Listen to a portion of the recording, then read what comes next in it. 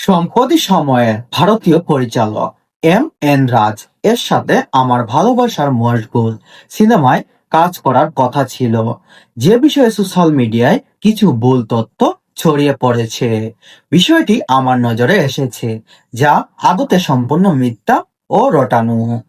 প্রথমে আমি যখন সিনেমায় সাইন করি, আমার আইনজীবীর মাধ্যমে চুক্তিপত্র স্বাক্ষর করি, সেখানে পরিষ্কারভাবে উল্লেখ ছিল আমার বিদেশ ভ্রমণ সম্পত্তি যাবতীয় দায়িত্ব ডিরেক্টর এবং প্রডিউসারের, অর্থাৎ বিচার করানো, ফ্লাইটের জন্য টিকিট এবং সেখানে থাকা খাওয়ার সকল দায়িত্ব তাদের।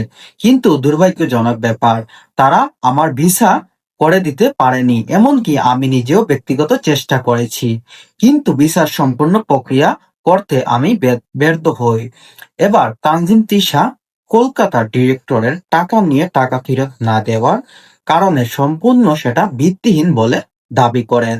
কারণ তানজিম তিশা বাংলাদেশের জনপ্রিয় একজন অভিনেত্রী, ছোট পর্দায় জনপ্রিয় একজন অভিনেত্রী। অবশ্যই তিনি নতুন কোনো সিনেমায়